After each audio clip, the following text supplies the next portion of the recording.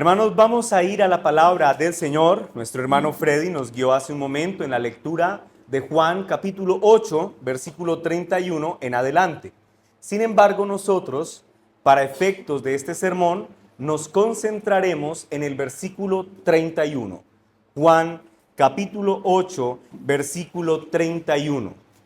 Para las personas que toman notas, el título de este sermón es El verdadero discípulo. Leamos, hermanos, la palabra del Señor. Juan 8, 31. ¿Estamos listos? Amén. Dice la palabra del Señor. Dijo entonces Jesús a los judíos que habían creído en él: si vosotros permaneciereis en mi palabra, ¿qué dice el texto? Seréis verdaderamente mis discípulos.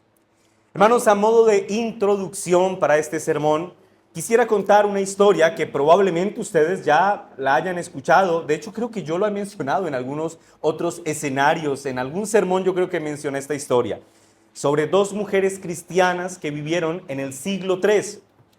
Una de nombre Perpetua y otra de nombre Felicitas. Algunas traducciones la mencionan como Felicidad, Perpetua y Felicidad, aunque más precisamente sus nombres son Perpetua y Felicitas. Por si usted quiere tener una niña, ya tiene buenas opciones para nombrarla, Perpetua o Felicitas. Bueno, estas dos mujeres, mis hermanos, fuera del comentario jocoso, estas dos mujeres dejaron consignado en los anaqueles de la historia lo que significa verdaderamente ser fiel a Cristo como Señor y Salvador. La historia nos dice que estas dos mujeres fueron torturadas bajo el poderío del emperador Septimio Severo, quien las capturó por causa de su fe en Cristo. Las dos mujeres, se dice, eran muy jóvenes. Se dice que Perpetua era una mujer de aproximadamente 22 años y era perteneciente a la nobleza. Perpetua, estos datos ténganlos en cuenta, tenía un niño pequeño. Por otra parte, Felicitas era la esclava de Perpetua. Pero bueno, la esclavitud en este contexto no es lo que nosotros entendemos necesariamente por esclavitud. Era la persona que vivía bajo el señorío de Perpetua, pero no quiere decir que en condiciones precarias. De hecho, eran, al parecer, muy amigas. Felicitas, se dice, la esclava, que tenía aproximadamente 20 años. Y para el momento en el que es arrestada, Felicitas estaba embarazada. ¿Cuál era la acusación que se levantaba sobre estas dos mujeres? Bueno, el delito que ellas habían cometido era creer en Cristo y proclamarlo como el único Dios verdadero. De hecho, se dice que insistentemente a estas dos mujeres se les ofreció que podrían quedar en libertad solo si hacían una cosa: quemar incienso a los dioses romanos y sobre todo declarar la grandeza del emperador Septimio.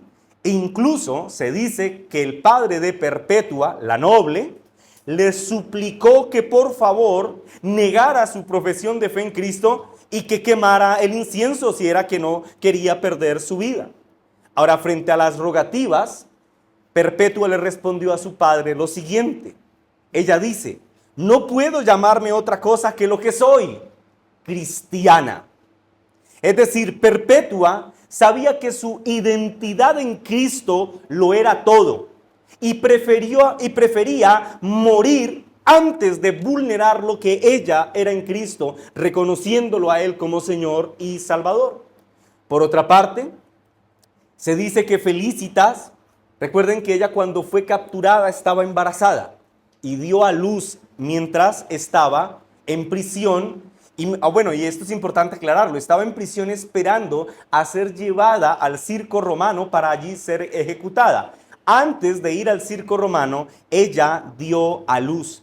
Los registros dicen que Felicitas sufrió muchísimo durante su parto, tanto que una de las personas que estaba allí atendiéndola en el momento del parto le dijo: mujer, ¿cómo podrás soportar a las bestias si ahora apenas puedes soportar el dolor de un parto? A lo que Felicitas le respondió: ahora sufro yo sola lo que sufro, pero allí habrá otro que sufra por mí y yo entonces estaré dispuesta a sufrir por él. Finalmente, las dos mujeres fueron llevadas al anfiteatro y expuestas a las fieras, que para el caso de ellas fueron vaquillas que las acornearon brutalmente una y otra vez. Leía un antiguo documento cartaginense que decía que Felicitas, después de ser embestida brutalmente por las bestias, tenía heridas tan terribles que los intestinos se salían de su cuerpo. Y como pudo, Felicitas una vez más se levantó del suelo, sacudió su ropa, trató de arreglar su cabello como aquella que quiere permanecer digna delante de su Señor, y con voz firme preguntó: ¿y dónde están las vaquillas de las que tanto nos han hablado? Las palabras de Felicita, mis hermanos, reflejan el gran valor que esta mujer tenía en Cristo Jesús. Las bestias podrían destrozar su cuerpo, pero jamás podrían arrancarle su fe y su esperanza en Cristo como Señor y Salvador. Se dice que las dos mujeres no murieron allí, en esa condición en la que estaban, aún así no murieron. Y finalmente fueron ejecutadas a filo de espada. Pero aunque la vida terrenal de ellas se apagó en aquel día, su testimonio de lealtad inquebrantable y su compromiso con la verdad del Evangelio ha de desafiarnos a todos nosotros quienes escuchamos esta historia. La obediencia inquebrantable de estas mujeres, hermanos, debe inspirarnos para que nosotros, los creyentes de todos los tiempos, independientemente de nuestras circunstancias, tengamos por cierto que nuestra obediencia a Cristo, manifestada en su palabra, no puede quebrantarse por nuestras circunstancias externas.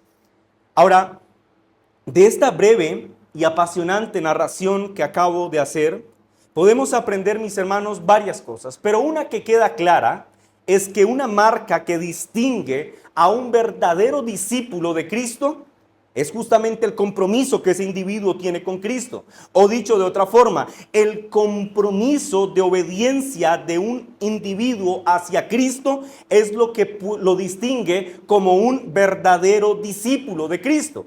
Así, como ustedes lo ven, ha sido desde el inicio de la historia de la iglesia y así continúa siendo hasta nuestros días. Los verdaderos discípulos se distinguen por permanecer en la palabra de Cristo hasta el fin, y esto no lo ponen en tela de juicio dependiendo de si las circunstancias son o no favorables. De hecho, esto es justamente lo que enseña Juan capítulo 8, versículo 31. Que la obediencia del verdadero discípulo debe ser inquebrantable.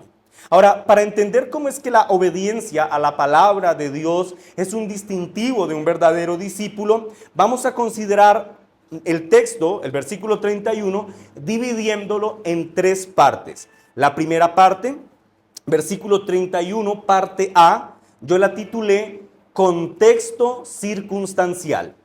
Leamos el versículo 31, parte A. Dijo entonces Jesús a los judíos que habían creído en él. Hasta ahí. Recuerden, hermanos, que durante el desarrollo del capítulo 8, Jesús se ha presentado como la luz del mundo, como la esperanza verdadera que traerá vida a aquellos que vengan a él, y que quienes vengan a él pasarán de tinieblas a estar en luz. Ahora, ¿qué hicieron los judíos frente a este glorioso anuncio? Unos respondieron con burla, otros respondieron con desprecio. Sin embargo, el versículo 30 nos dice que no todos fueron absolutamente indiferentes a las palabras de Jesús. Lean conmigo el versículo 30. Hablando él, Jesús, hablando él estas cosas, ¿qué dice el texto? Muchos creyeron en él. ¿Pero qué significa que hayan creído?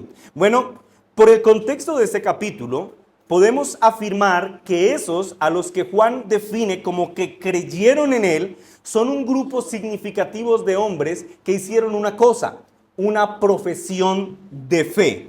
Sin embargo, la fe que ellos profesaron, como lo muestra el contexto de todo el capítulo, fue una fe, por decirlo menos, incompleta, incipiente, inicua. Es decir, estos hombres podríamos decir que tenían un concepto correcto de quién era Jesús, pero no tenían una fe salvadora. Por lo tanto, es claro que el objeto de Jesús al hablarle a estos hombres, o el objetivo de Jesús al hablarle a estos hombres, era mostrarles a ellos, señalarles el camino hacia una verdadera fe salvadora. Es decir, ellos ya tenían una noción de quién era Jesús, un concepto correcto de quién era Él, pero no habían tenido un encuentro salvífico con Jesús. Y Jesús una vez más extiende su misericordia, porque recuerden que ellos ya lo han rechazado en varias oportunidades. Jesús una vez más extiende su misericordia y les dice: este es el camino por el que deben transitar si es que quieren la vida eterna. Noten, hermanos, lo siguiente: estas personas a las que Jesús les habla no se niegan a pensar que lo que Jesús ha dicho respecto a sí mismo sea verdad. Sin embargo, lo que es destacable de ellos es que no estaban preparados para la lealtad en el largo plazo. Es decir, ellos podrían reconocer que Jesús tenía cierta razón en lo que decía, y que el llamado al arrepentimiento que Jesús hacía era razonable, y que la esperanza de vida eterna que Jesús ofrecía ciertamente era atractiva. Sin embargo, no tenían ningún interés en comprometerse personalmente con Cristo como Salvador. Y este, sin duda, mis hermanos, sí que es un escenario muy peligroso para cualquier hombre. Lamentablemente, así como estos judíos, muchos en nuestros días están dispuestos a aceptar la lógica inquebrantable de las Escrituras. Están dispuestos incluso a confesar con sus labios que Jesús es el bendito Hijo de Dios. Incluso están dispuestos a creer y a afirmar que quien confíe en Él será salvo. Pero tristemente no están dispuestos a someterse al señorío de Cristo en sus vidas. Por eso digo, mis hermanos, que esta es una condición muy peligrosa, porque la Escritura enseña de forma explícita que quien no recoge con Cristo desparrama sin Él. Es decir, una persona que asiente intelectualmente la verdad del Evangelio, pero que no la practica, es decir, que no es obediente a la palabra de Dios, no puede ser catalogado como un hijo de Dios. Así que la advertencia que tenemos en este primer punto es evidente, mis hermanos, y es esta: que no toda expresión de fe es verdaderamente una fe salvadora. Basta con observar a estos judíos. Más adelante, estos mismos que Juan dice que creyeron en Él, más adelante Jesús los va a describir en el versículo 34 como esclavos del pecado. En el versículo 42 dirá: ustedes verdaderamente no me aman. En el versículo 38, 41 y 44 les dirá: ustedes son hijos del diablo. En el versículo 45 y 46 les dirá: ustedes realmente me han rechazado y no creen en mí.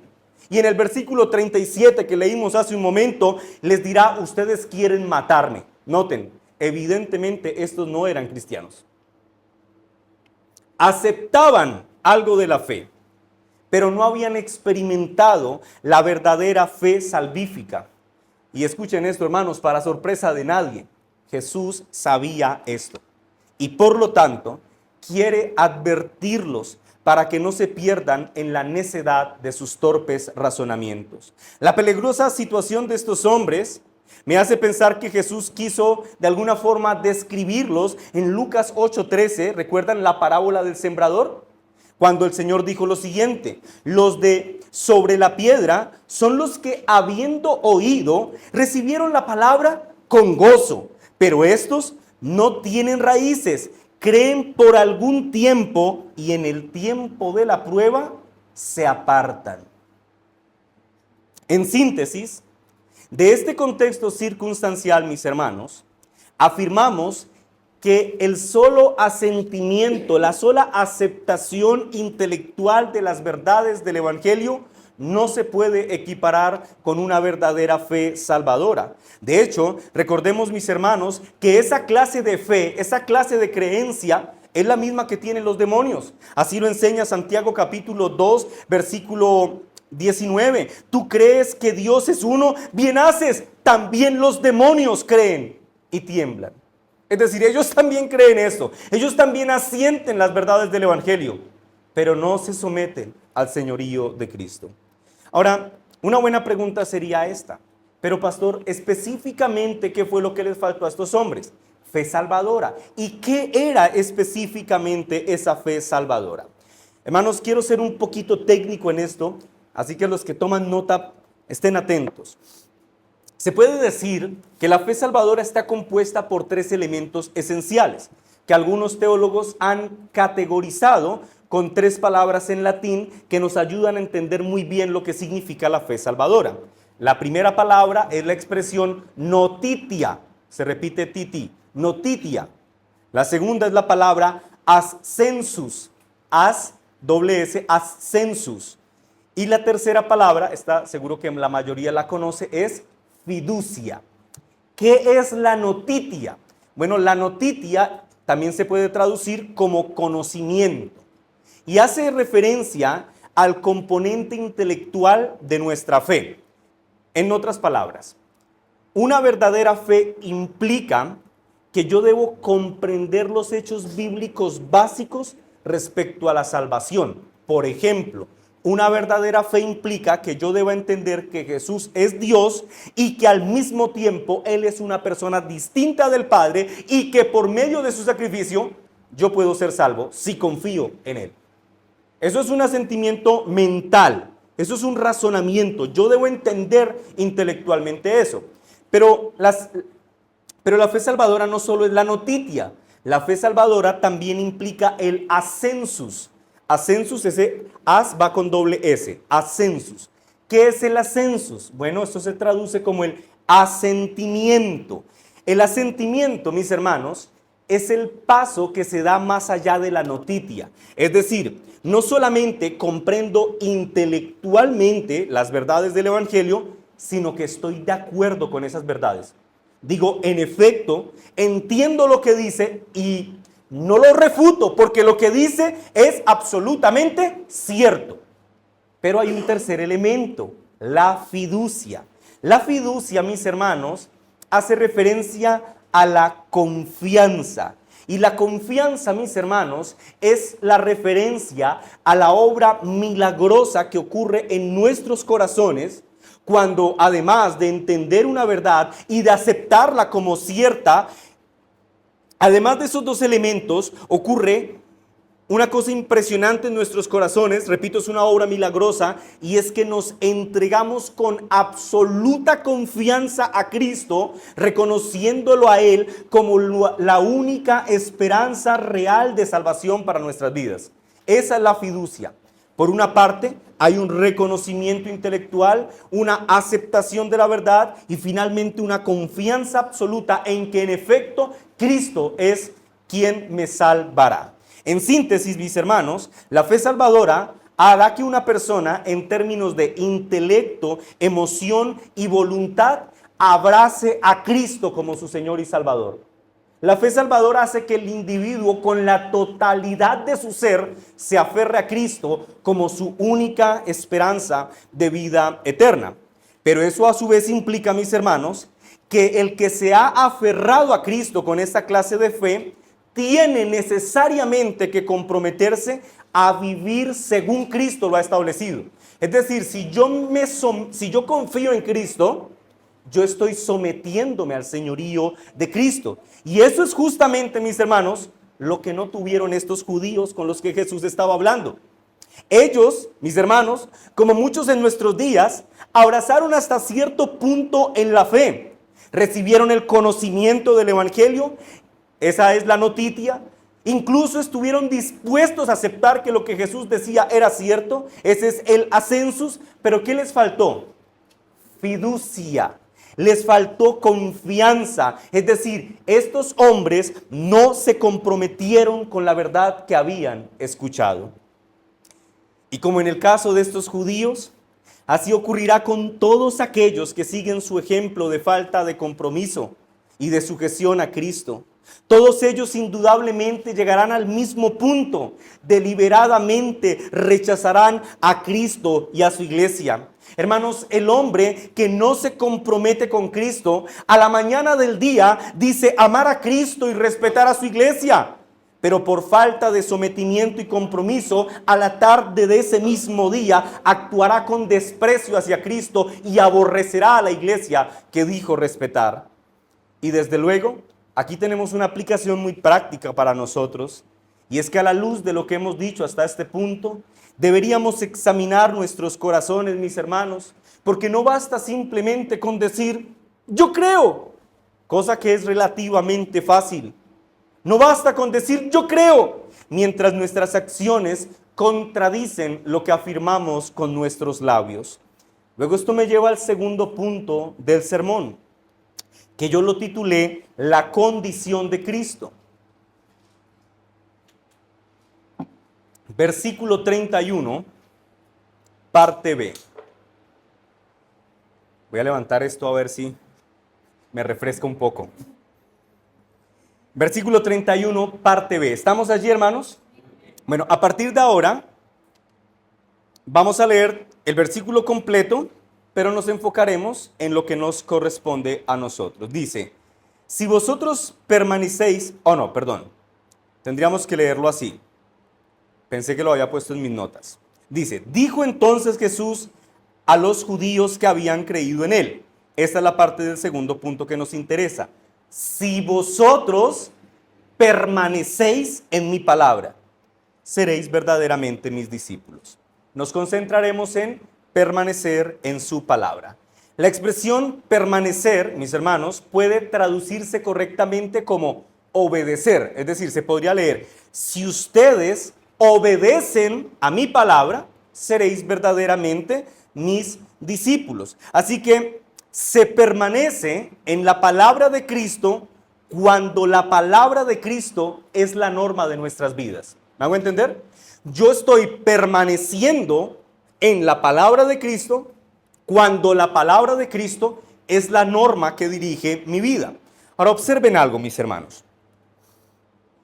El objetivo de Jesús es que aquellas personas que tienen un interés inicial en Él den un paso más allá de un interés netamente superficial y establezcan un compromiso serio con Él a través de la obediencia a su palabra. Es decir, podemos afirmar que una persona que ha tenido un contacto verdadero con la fe salvífica, esa persona naturalmente debe notársele ese contacto con la fe salvífica a través de un compromiso por la obediencia a la palabra. Luego, lo contrario también es cierto. En ausencia de dicho compromiso por obedecer a la palabra de Dios, se puede afirmar que la fe que esa persona afirma no es una fe verdadera.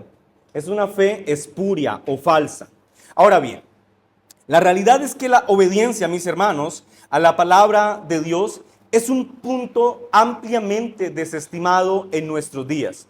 Para muchos confesos cristianos, la centralidad de las Sagradas Escrituras en una iglesia es un asunto netamente secundario.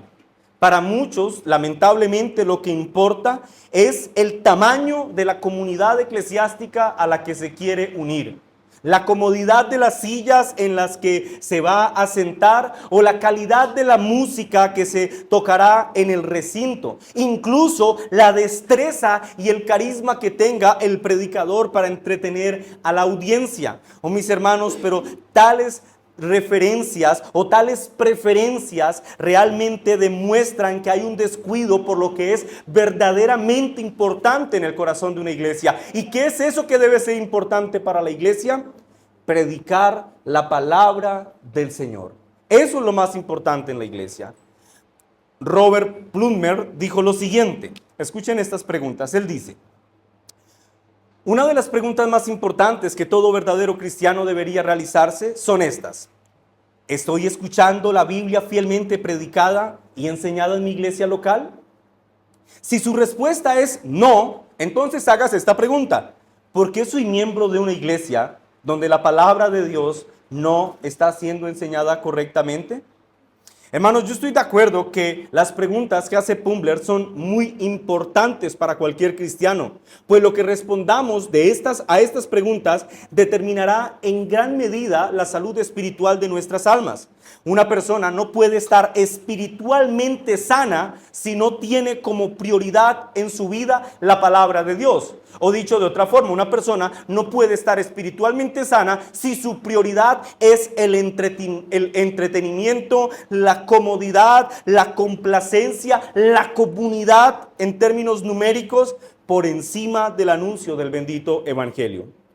De hecho, la expresión permanecéis en mi palabra, textualmente en el original, podría leerse como mantenerse fieles a mis enseñanzas. Esta expresión, mis hermanos, demuestra que en muchos sentidos una persona puede sentirse atraída por Jesús. Puede parecerle un personaje extraordinario. Incluso muchas personas piensan de Jesús como un buen terapeuta que les va a ayudar a resolver sus problemas matrimoniales. Sin embargo, mis hermanos, lo difícil para muchos hoy en día es permanecer en su palabra, es decir, serle fiel, obediente y leal a Cristo sin importar sus circunstancias externas. Calvino, comentando sobre este asunto, dijo: en este texto, Cristo no alaba cualquier clase de fe, sino solamente aquella que está enraizada y preservada en su palabra.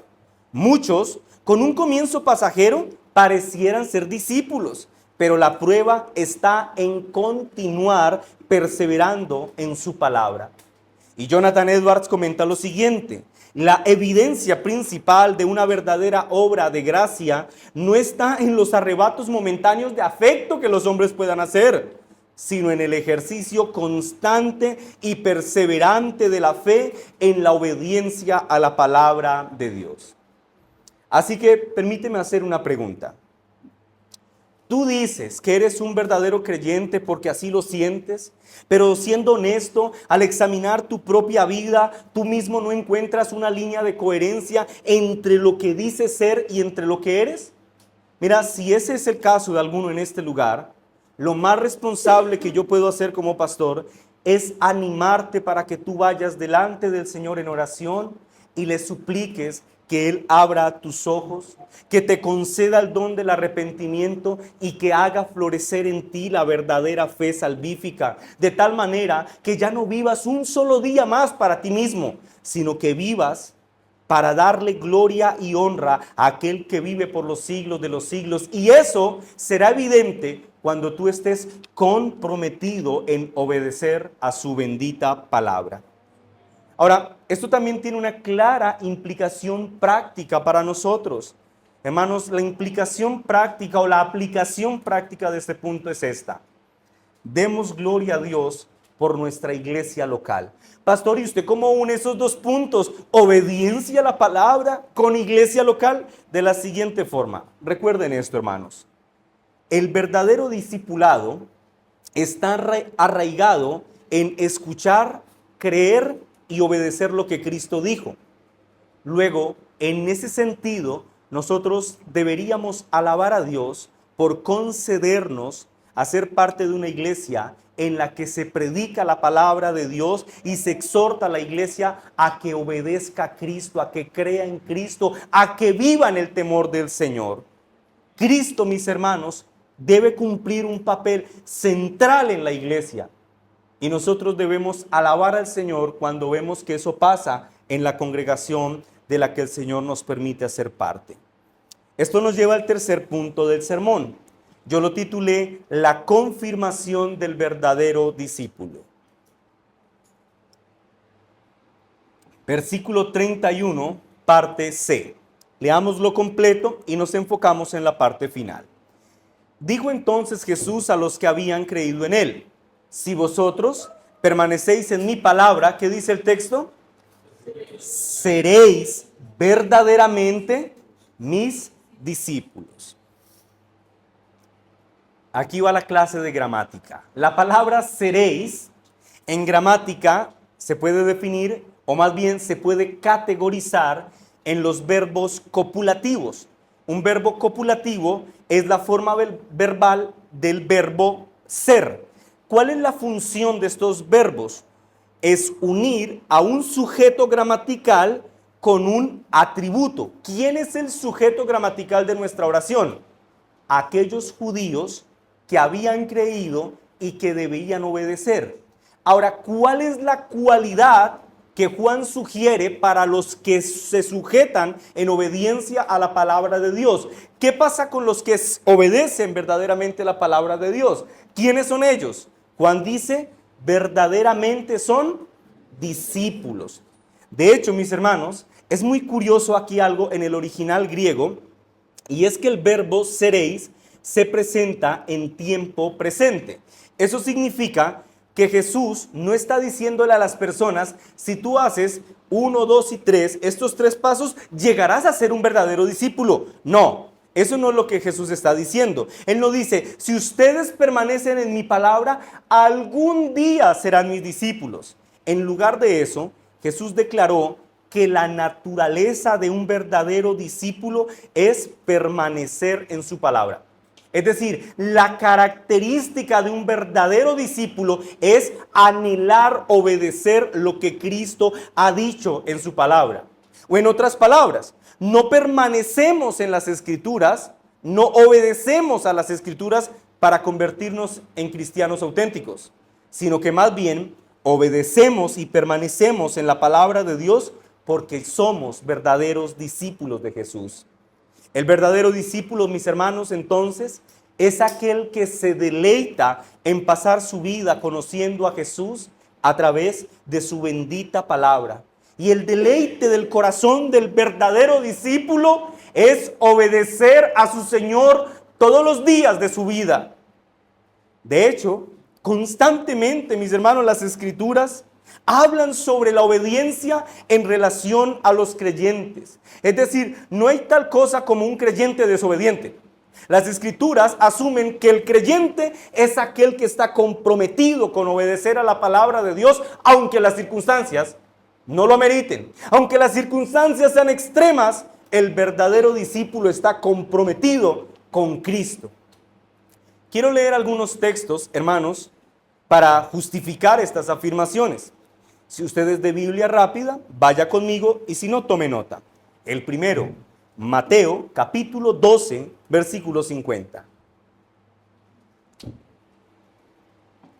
Mateo capítulo 12, versículo 50. Dice así: porque todo aquel que hace la voluntad de mi Padre que está en los cielos, ese que es mi hermano y mi hermana y mi madre. ¿Quién? El que hace la voluntad del Padre. Juan 14, 15. Si me amáis, guardad mis mandamientos. Juan 14, 23 al 24. Respondió Jesús y les dijo: el que me ama, mi palabra guardará, y mi Padre le amará, y vendremos a él y haremos morada con él. El que no me ama, escuchen esto, no guarda mis palabras, y la palabra que habéis oído no es mía, sino del Padre que me envió. Al observar con responsabilidad estos pasajes, mis hermanos, debe quedarnos absolutamente claro, y escúchenme con toda atención, mis queridos hermanos. Esto tiene que quedar muy claro en vuestros corazones. No puede existir una rivalidad o una dicotomía entre aceptar a Cristo como Salvador y obedecerlo como Señor. Las dos cosas tienen que ir al tiempo. Si tú has aceptado a Cristo como Salvador, en tu corazón debe haber un anhelo ferviente por obedecerlo a Él como Señor.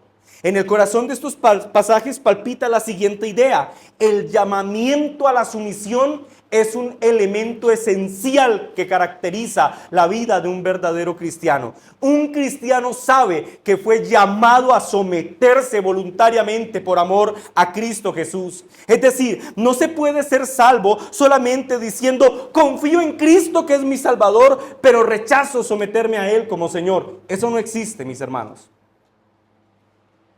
Un verdadero discípulo, entonces, no se caracteriza En primera instancia porque es muy cálido con las personas, porque es muy amoroso, y no digo que no debamos serlo. Yo creo que debemos ser cálidos, que debemos ser amorosos, que debemos ser respetuosos, pero hermanos, lo que caracteriza a un verdadero discípulo es que su vida esté orientada por la palabra de Dios. Esa es la insignia, el estandarte que caracteriza a un verdadero discípulo. Un discípulo de Cristo reconoce que la palabra de Dios tiene poder para edificarlo, como dice Hechos capítulo 20. Un verdadero discípulo entiende la importancia de oír la palabra de Dios, pero también de ponerla por obra, como dice Santiago capítulo 1, versículo 22. Pero también el verdadero discípulo anhela ser alimentado por la palabra del Señor, tanto como un recién nacido anhela recibir el alimento, la leche de su madre. Como dice el apóstol Pedro en 1 Pedro capítulo 2 versículo 2. El verdadero discípulo podría entonces orar con las palabras del Salmo 119 versículo 97, cuando el salmista, inspirado por el Espíritu Santo, dijo: oh Señor, cuánto amo tu ley.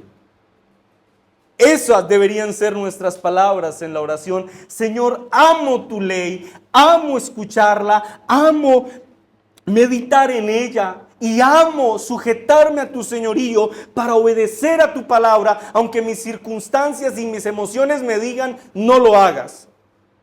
Ahora bien, yo quiero aclarar algo, mis hermanos, en lo que meditaba mucho mientras escribía este sermón. Y es que mis palabras, que pueden parecer un poco fuertes, no tienen el propósito, no quieren debilitar en sus conciencias la seguridad de su salvación.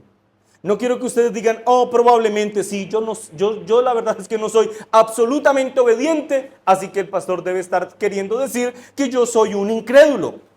Si esa fuera mi intención, yo estaría pecando severamente contra el Señor.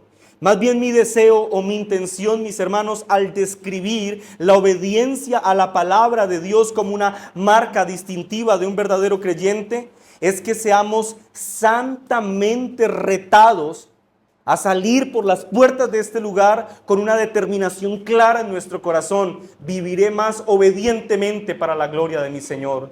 Iré a su palabra, conoceré su voluntad y seré un mejor esposo, una mejor esposa, un mejor hijo, un mejor trabajador, porque esa es la voluntad de mi Señor. Y yo estoy comprometido con vivir en obediencia a Él.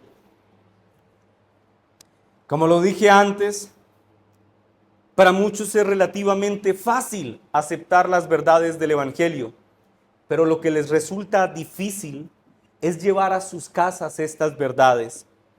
La verdad, mis hermanos, es que si de nosotros dependiera, ninguno de los que están en este lugar, siendo yo el primero de ellos, ninguno tendríamos siquiera una pequeña intención por obedecer a los mandatos divinos.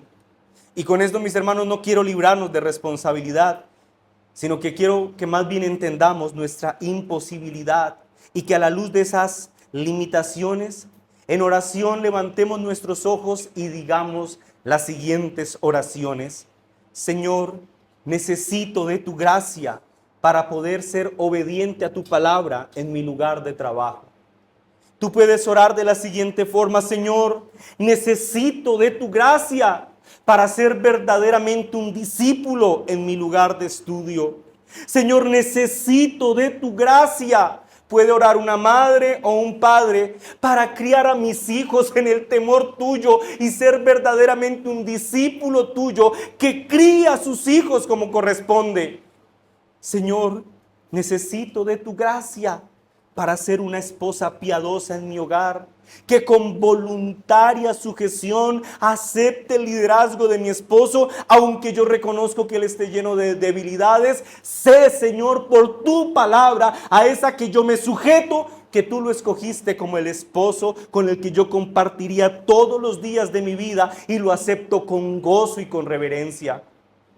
Un esposo también podría decir: Señor, necesito de tu gracia para ser un esposo bíblico que ama a su esposa por encima de las circunstancias, que sabe respetarla, ser paciente con ella, cubrirla en sus debilidades y protegerla en sus momentos más vulnerables. Un esposo tan bíblico que amaría a su esposa como Cristo amó a la iglesia, es decir, dispuesto a morir por ella si fuera necesario. Dame tu gracia, Señor, para ser esa clase de esposo obediente. Niños, ustedes también pueden orar las palabras de este sermón diciendo: Señor, dame tu gracia para que yo sea esa clase de niño que tú deseas que yo sea. Dame tu gracia para que yo sea un niño obediente a mis padres, porque niños, esa es la voluntad de Dios, que ustedes obedezcan y respeten a sus padres. Ustedes pueden decir: Señor, dame tu gracia para ser un niño obediente en mi colegio. Ayúdame a ser un testimonio a mis compañeritos de que yo realmente conozco a Jesús y tengo mi confianza puesta en Él. Hermanos, los invito a cerrar este sermón recordando las palabras de Filipenses 1:6. Vayan por favor al texto.